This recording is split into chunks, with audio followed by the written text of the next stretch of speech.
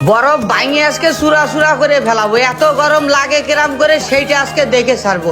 মনে হচ্ছে সূর্য মামার মামির সাথে ব্রেকআপ হয়ে গেছে, এখন মামির সাথে রাগ ঝাড়তে না পাইলে সেই রাগ আমাদের উপর ঝাড়তেছে, তাই তো এত গরম পড়তেছে।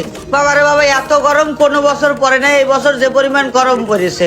তা আমরা এই গরমের জন্য একটা সিস্টেম চিন্তা ভাবনা করেছি, সেটা হচ্ছে কি একটা ড্রাম নেবো, ড্রামের ভিতরে বরফ ভাঙে গুঁড়া গুঁড়া করে দেবো, তার উপরে আবার বোতল দেবো, বোতল দেওয়া শেষ হলি পরে তার উপরে আবার বরফ ভাঙিয়ে সুরা করে দেবো। পুরা দমে মোট কথা এই জায়গার ভিতরে ঠান্ডা হতে হবে, যাতে আমরা এই মাঝিদের কলিজা ঠান্ডা করতে পারি। বর্তমানে আমাদের বাংলাদেশে যে পরিমাণ গরম পড়তেছে, তাতে দুবাইরেও হার মানাই ফেলাইছে। তো আমাদের দেশের মানুষ তো দুবাইয়ের মানুষের মতো এত বড় লোক না, তাই তারা এই গরমের ডিহাইড্রেশনে নিজেদের জন্য কিছুই করতে পারে না। আমরা যারা স্থলভাগে কাজ কাম করি, মানে মাটির উপরে যারা কাজ কাম করি, তাদের আশেপাশে অনেক দোকানপাট থাকে, চাইলে একটা ঠান্ডা পানির বোতল, একটা সেলাইন কিনে খাইয়ে আমাদের এই গরমের ডিহাইড্রেশন থেকে একটু মুক্তি পাইতে পারি। তবে নদীর মধ্যে তো কোনো দোকান থাকে না, যার কারণে যারা নদীতে নৌকা চালায় তাদের খুবই কষ্ট হয়ে পড়ে। আর আমাদের ঢাকার বুড়িগঙ্গা নদীতে প্রতিদিন হাজারো মাঝি নৌকা চালায়, এদের যে কি পরিমাণ তাপদাহ সহ্য করতে হয় তা আপনারা এই ভিডিও দেখলেই বুঝতে পারবেন।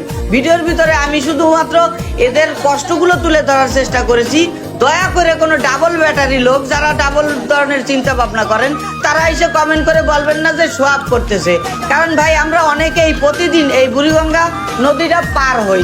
যারা ইসলামপুরে ব্যবসা করেন, তারা যদি আমার এই ভিডিও দেখে থাকেন, তাদের উদ্দেশ্যে বলতে চাচ্ছি, আপনারা প্রতিদিন এখান থেকে নৌকা পার হন। তো আপনাদের হাতে যদি একটা 20 টাকার পানির বোতল আর একটা 5 টাকার স্যালাইন নিয়ে প্রতিদিন নৌকায় ওঠেন, তাহলে মাঝির কাছে দিলে মাঝি অন্তত পক্ষে খায় নিজের কলিজাটা ঠান্ডা করতে পারে। ও ভাই, এরাও মানুষ, এরাও অনেক পরিশ্রম করে। আর এখানে এত পরিমাণ তাপমাত্রা ভাই, আমি পানি বিতরণ না করতে গেলে বুঝতে পারতাম না। তো বিষয়বস্তু হচ্ছে গিয়ে ভাই, আমি ক্ষুদ্র ছোট একটা মানুষ, আমার পক্ষ থেকে তেমন কিছু করার ক্ষমতা হয়ে ওঠে নাই। তারপরে আমি যতটুকু পারছি, মোটামুটি আমি অনেকগুলো মাঝির একটু কলিজা ঠান্ডা করার চেষ্টা করেছি। বিশ্বাস করেন, বাসা থেকে বাইরে নদী যখন পার হবেন, তখন কবেন যে হেরে অনেক গরম পড়ছে, আজকে রোদের তাপ অনেক বেশি। কিন্তু ভাই, যারা সারা দিন এই নদীর মধ্যে এই গরমের মধ্যে নৌকা চালাচ্ছে, তাদের কি পরিমাণ কষ্ট হতে পারে একবার চিন্তা করে দেখেন। তাদের কষ্টগুলো আপনাদের সামনে তুলে ধরলাম।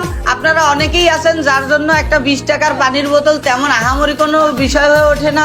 তো আপনারা চাইলে এইভাবে আপনাদের জায়গা থেকে যদি একটু একটু করে সাহায্য করেন, তাইলে গরিব মানুষগুলো একটু শান্তিতে থাকতে পারবে। আসলে ভাই, গরিব হলে বোঝা যায় গরিব হওয়ার কত কষ্ট। যারা গরিব ঘরে জন্ম নেয়, তারা শরীরের প্রতি কোনো চিন্তা করে না, তাদের চিন্তা থাকে কিভাবে পেটে ভাত যাবে। আর এই লোকগুলা তাদের পেটে ভাত দেওয়ার জন্যই এই রোদের ভিতরে নৌকা বায়ে মানুষের মালামাল পার করে দেয়।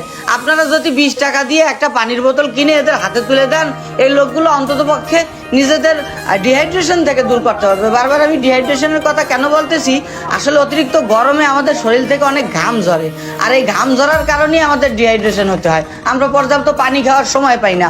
যারা মনে করেন স্থলভাগে থাকে, তারা তো খাইতে পারে, বাট এই যারা নদীর মধ্যে কাজ করে, এদের পানি খাওয়াটা খুব ট্রাপ একটা বিষয় হয়ে ওঠে। এদের সিরিয়ালে মনে করেন নৌকা নিয়ে বসে থাকতে হয়, একজনের পরে আর একজন সিরিয়াল পায়, তারপরে এরা আর কি টাকা পয়সা কামাইতে পারে ভাই। তো এই সিরিয়াল ভঙ্গ করে একটু পানি খাইতে যাওয়াটা সবার জন্য সম্ভব হয়ে ওঠে না। তাই আপনারা যারা যাত্রীগণ আছেন, যারা এই নৌকা পারাপার করেন বা মালামাল পার করেন, তাদেরকে একটু অনুরোধ করে বলতে চাচ্ছি, এদেরকে আপনারা একটু সাহায্য করবেন, একটু পানি খাওয়ায়। ভাই, আমি না গেলে বুঝতাম না যে আসলে এরা আসলে সত্যিই কতটা কষ্ট করে। ভাই, আমি ছোটখাটো মানুষ, আমার আহামরি সামর্থ্য নেই, তাই আমার জায়গা থেকে আমি যতটুকু পেরেছিলাম ততটুকু সাহায্য করেছি। সবাই আমাদের জীবন কমেডি টিমের জন্য দোয়া করবেন, যেন আমরা মানুষের বিপদে আপদে তাদের পাশে যেয়ে দাঁড়াইতে পারি। আর এই ভিডিওটা সম্পূর্ণ দেখার জন্য আপনাদেরকে অসংখ্য ধন্যবাদ। আর আমি আশা রাখবো যে এরপর থেকে আপনারা আমার মতো করে এসব উদ্যোগ চালু করবেন। ভালো থাকবেন আর নিজের চিন্তা ভাবনাকে সুন্দর কাজে ব্যবহার করবেন। আমরা চাইলে আমাদের দেশকে অনেক দূর এগিয়ে নিয়ে যেতে পারি।